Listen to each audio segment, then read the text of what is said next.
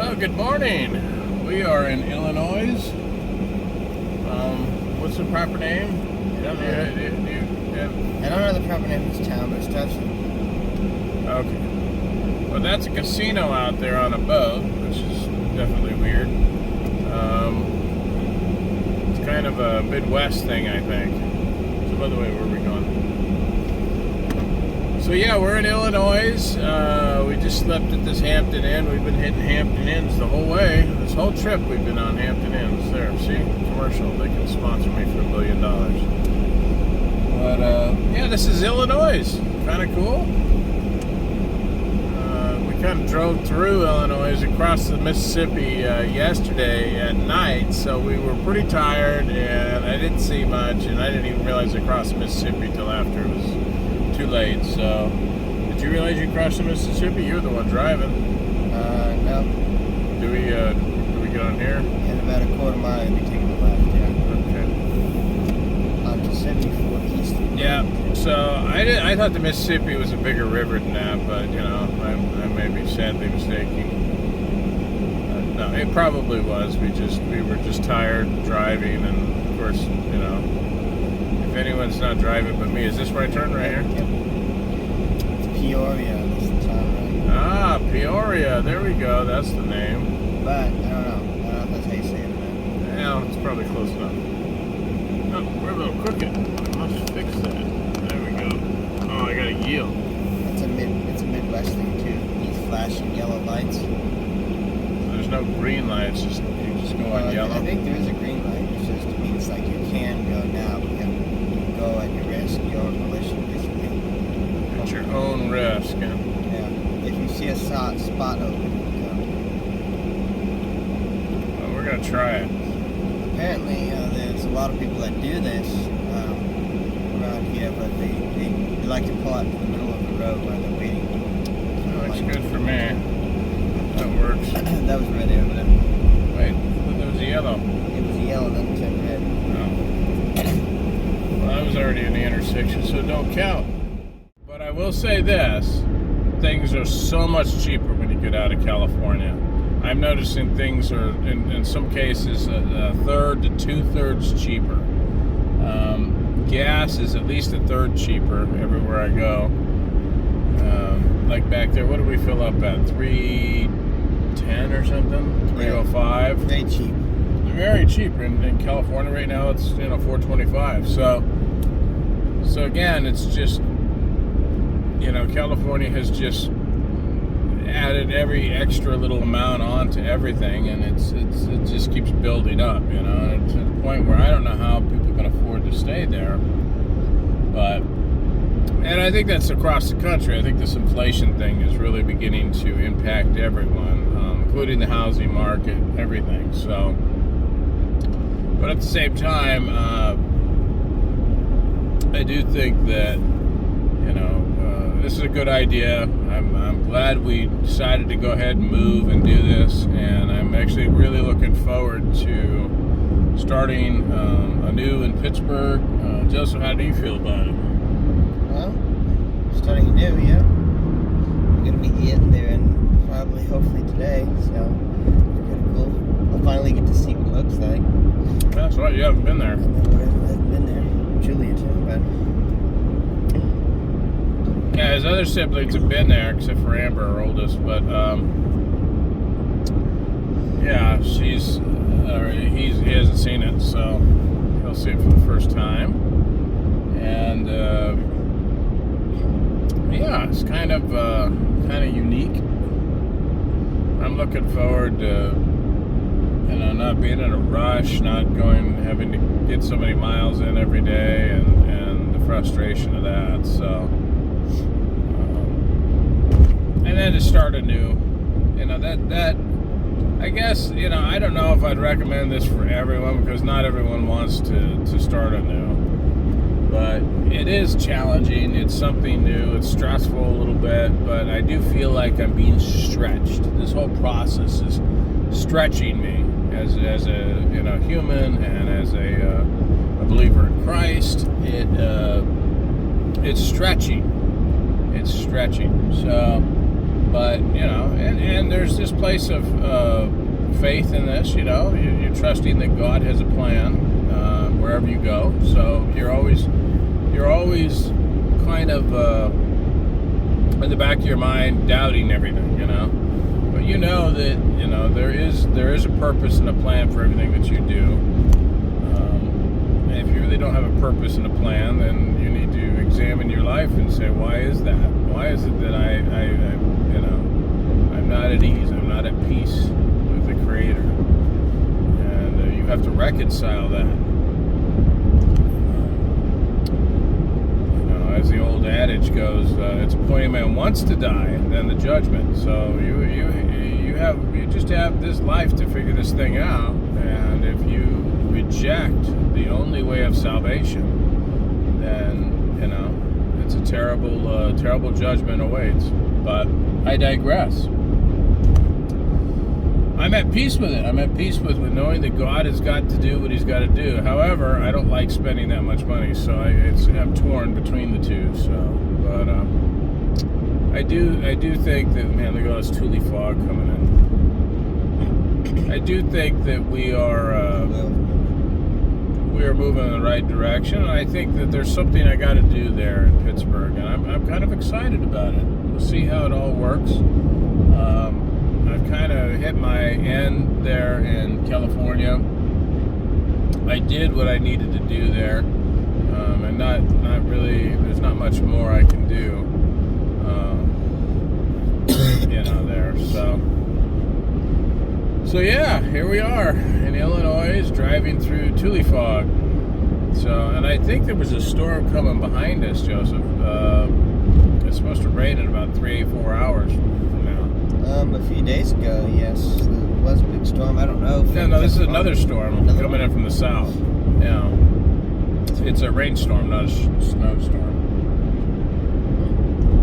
But I was looking on the Weather Channel, so I think we're gonna miss it. But oh, good. In about 20 miles, we'll be switching to the 55 south. We'll be officially. You may just adjust that. Officially getting off 80 See the road a little more. for the rest of the trip. There you go. More road, less sky. Yeah, we've So you guys can enjoy the ride. Go ahead. been on 80 the whole time. Yeah, we're not on 80 anymore. Oh, in 20 miles. Oh, we're getting back on 80? Yeah. Really? Oh, never mind. Yeah. We're not getting on 80. We got off 80 yesterday, last night. Yeah. Now we're on, 74? Yep. Interstate 74? Which becomes a turnpike, I think. Maybe. If I get my terms right here. I haven't quite grasped the language barrier yet. Yeah, we're still digesting all this new language that we're learning. The English language is really hard. I am looking forward to being 6 hours out of New York City. That, I think, and then 5 hours almost 4 hours out of Washington, D.C., which gives me a whole new perspective on what I can do photography-wise as a photojournalist. Whether I choose to continue with that or go do something else, or I may do that part-time like I've been doing. Up in the air, and I'm actually looking forward to it. It's like this thing where I get to say, okay, what's next? What's next? And we've saved our pennies over the years, so we're going to be good for a while. It is tough when you're used to saving pennies and you watch so much money go out, for something like this. I think that's what's painful is watching, anything more than a nickel going out of your pocket. But Joseph, he gets upset when a penny leaves his pocket. Is that right? No. Well, maybe. Okay. Maybe. Yes. He's learned to save. He's a hoarder of money. Not a hoarder, but I don't like spending money. Yeah, which is good. He'll do quite good in life. So yes, this is a pretty nice environment. So any other things you observe about Illinois? Some farmlands here. This would be middle of Illinois, I think. Yeah, southern to middle of Illinois. It's wide and open. Not too many rolling hills. And foggy. Yeah, apparently you get fog. First state we come to that had fog. Like this. Well, remember in Nebraska they had fog, but that was a bad sign. Usually if you saw the fog, it was steaming piles of crap. Indianapolis is 156 miles out. That guy's from Florida. Yeah. Well, it's from everywhere. Yeah, back here you see a lot more different out-of-state license plates. In California, you don't see a lot of out-of-state license plates. Just because California's just so disconnected from the rest of the United States. Maybe that's what makes it so weird. You got this huge desert between you and the rest of the country. And you get in this altered state of reality, I reject your reality and substitute my own. If there was ever a California phrase, that should be it. I reject your reality and substitute my own. That's California thinking. So that's, you can see where a lot of it's different here. They share a lot of the same towns, even though they're in different states. The cities are kind of similar. So going across state line, where in California we've got a mountain range and a desert, and it really does kind of isolate you to just that thinking over there, and because of Interstate 5, it's become the whole West Coast now, is kind of that thinking. And of course there's a mountain range that goes all the way up, into Oregon and Washington as well, that separates the rest of the world, the rest of the United States. And I think that's one of the reasons why it's just different there. It has this kind of different feel. And which, I loved California. California was fantastic as a state, but they just lost their way in so many ways. Also lost the gold. Not much gold there anymore. Kind of mined it all out. Yeah, when I was your age, I was going up, a little younger actually, but I was probably 17. I'd go up in the mountains and I would do underwater gold digging. And that was always fun. You'd find a stream and a little waterfall, and there'd be these little pools that go down maybe 10, 15 feet. And you just go underwater and you'd pan underwater. You get the dirt into a pan and you take it up above ground and then, pan it. Occasionally you find gold. Wow. Yeah, and you had to look for certain waterfalls that you knew the gold would get trapped in, but it was fun. Occasionally you'd find caves and stuff under there. Yeah. Did you have to have goggles on to see?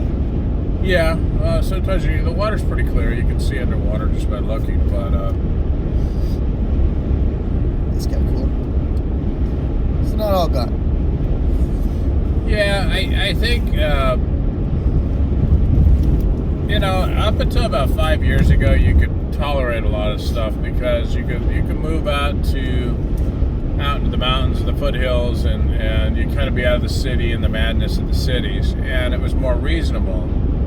But what happened was all these fires started, and through the mega drought, and literally burning huge swaths of land and really burning most of Northern California, just burning it all out to the point where it's not really feasible to live there.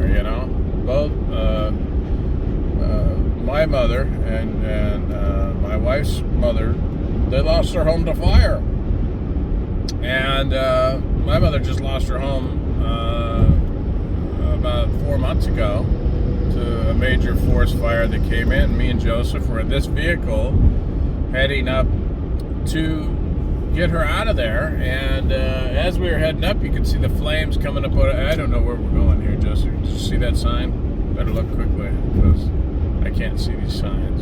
Okay, so yeah, about half a mile. Do I stay left or right? You gotta go right. Okay. So we're gonna go 55 south, 74 east, St. Louis, Indianapolis.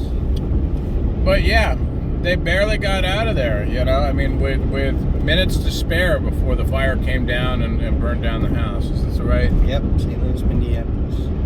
So it was quite dramatic, and imagine having all your stuff burned down, everything, you know, having to totally start over again.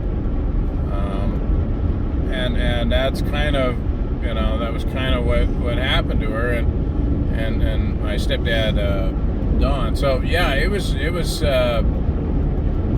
very dramatic for them, and you know, but that's what's happening in California. You have all these forest fires going on, and so you either live in the cities or you get burnt out in the mountains. Now, there's just a few coastal areas that you could still live in, way extreme north. You can afford them. But yeah, you really can't afford them. Although, we did look up at Crescent City. It wasn't too bad price-wise, but there's nothing there. There's no jobs. I mean, you know, you can't, you can telecommute, but I mean, it's just, you're kind of trapped in there. And most of the houses that were cheap were in tsunami areas, so that wasn't good.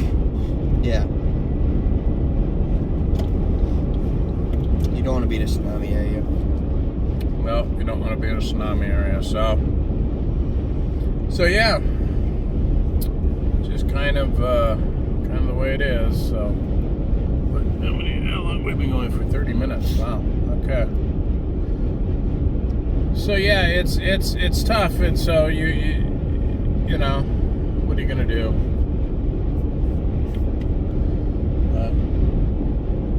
I wish I could tell you more about Illinois, but I'm not seeing too much that I can see to tell you right now.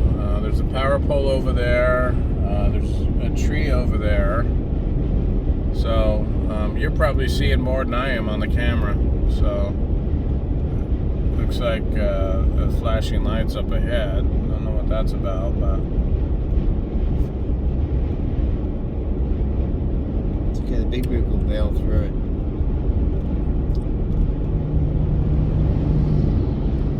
yeah, it's these guys here that are just barreling through this fog. These are the guys that create these pileups, you know, with the fog.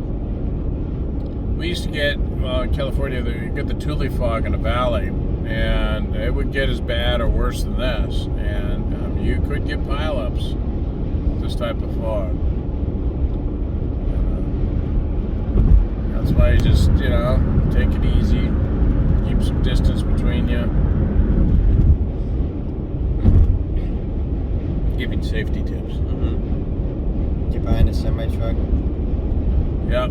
I'm actually at cruise control right now, but I have this sensor feature that basically allows me to stay so many car lengths away, so the sensor is literally keeping me about 6 cars length, maybe 5 cars back. Yeah. Well, I mean, maybe 3 cars, because it shows 3 cars, but yeah, so it's fantastic. In fact, I've been using across the country, I've been using my my cruise control the whole time. And I've actually saved a lot of gas by doing it, because every time you step on a gas, you rev it up a little bit and turn it down, and that adds up after a while. But the cruise control keeps it pretty solid for the most part. There's some sort of town we're coming into here. What town is this? Bloomington. We're on the outskirts of Bloomington right now. All right, so we're coming into Bloomington.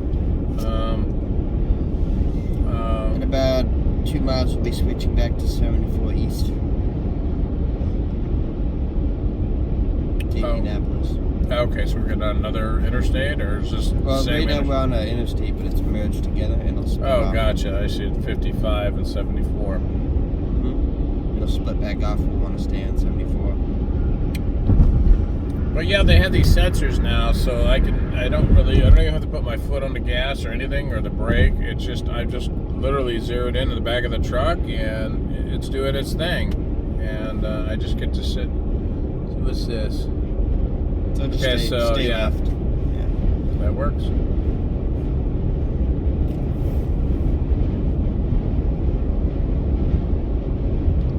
I noticed when we got here, the truckers are a little more respectable. Illinois? Yeah, they've been a little more reasonable. Look at that Caltrans where it's not Caltrans anymore. It's, Yeah. it's what would you call it? Anyway. Well, we call it Caltrans. But look at how he's slowing people down up there. Is that what he's doing? I don't know. He's got his lights on up there. Could be an oversized load. But Hard to tell.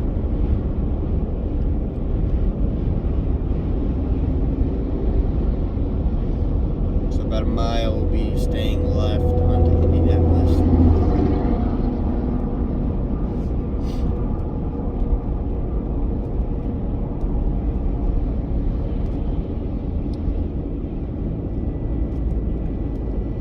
all right. Well, we're gonna pause it here, and if anything exciting happens in the next 20 minutes, we will let you see it. All right. All right. So yeah, we're still driving. Still foggy. Not much to see. We're about 50 miles from the border. Well, about probably more like 60 or 70. I guess we're about 50 miles from the next big town, which is Champaign. Yeah. So and then we go into Ohio, right? Is it Ohio? Yep. Ohio. And there's Indianapolis. Yeah, so we're going to be coming into Ohio in about 60 miles. So there's really not much to say. I wish I could tell you what Illinois looks like, southern Illinois. It's kind of just dreary at the moment. I mean, it looks like it could be nice. You can't see much. Yeah, you can't see much. So first impressions, it's kind of foggy. Dreary, yes. Yeah, it's got a dreary feel to it. But so yeah, that's kind of it. So the video I think is like 2 days behind, so you'll get this tomorrow, and we'll put up the, so you'll probably, I think by Sunday you'll be caught up to us, but or some Monday or something. But anyway, it's kind of, what's that smell? Smell that? It smells like burnt something. I gotta do the smell test and see what Illinois smells like. It smells nice, actually. Yeah, actually it does. With the fog, it smells quite nice. It smells refreshing. Yeah, I like the cold. Well, that was a giant pothole. There's a huge bottle. I can put some money under the roads. So we leave the restaurant. He's driving, and Google decides to take us over the bridge. So we go over the Missouri River, which we didn't know was the Missouri River, but we did say entering the Illinois, right? So I'm thinking I'm taking a photo, which was a short video, which maybe we'll throw into this clip somewhere of this. Thinking, oh wow, okay, there it is. I took a photo, and it was actually a video. So half the time I can't see. And I need to have these letters bigger so that you can see photo, video, because I can't see them. They're too small half the time.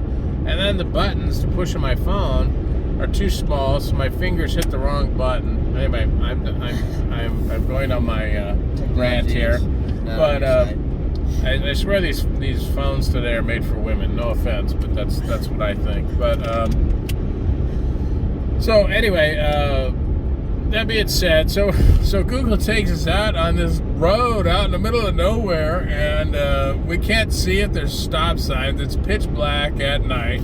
We can't see if there's stop signs or not.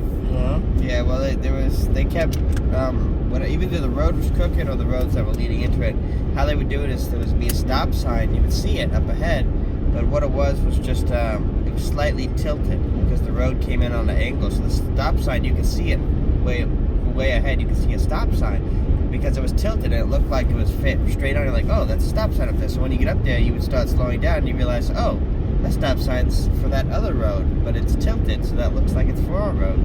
It was kind of weird.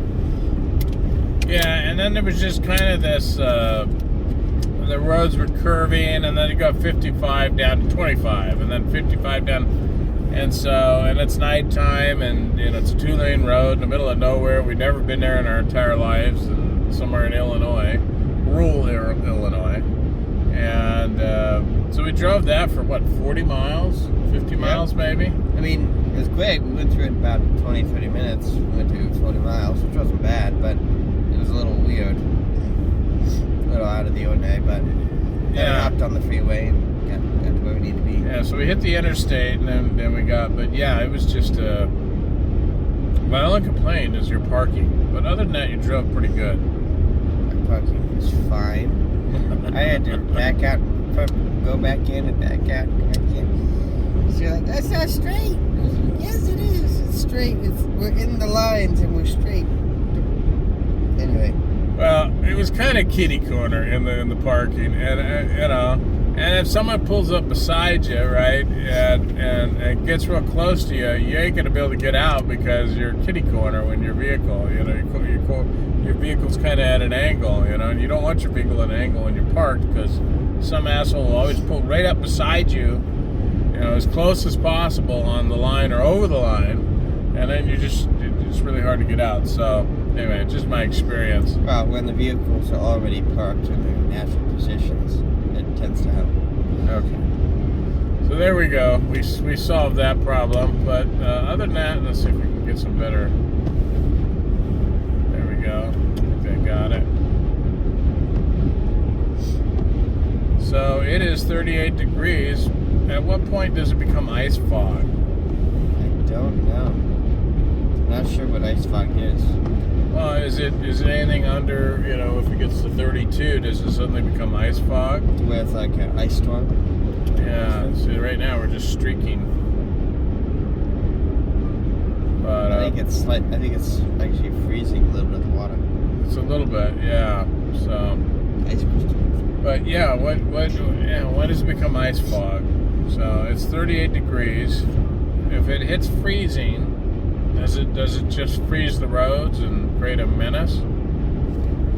I don't know. That's something I'll have to look up. But yeah. So other than that, Joseph really did good driving at night. So this is the first time I've been with him driving such a long distance at night. He did pretty good. We did have to make a U-turn in the middle of a 2-lane road on a country road with a ditch on either side. And so he's having to make a 3-point turn with cars coming at 55 miles an hour on both ends. And he's trying to find a gear. Yeah. So that was interesting. So ice fog has to be 35 below. Oh, negative. 35 degrees below. Below negative, yeah. Okay. Celsius.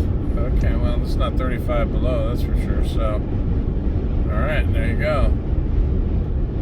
Well, anything else there, Maestro? Air temperature. I was just reading about ice fog. They call it the white death. So, probably not ice fog. Good, yeah, we don't want the white death. We'll probably get that at Cracker Barrel. Okay.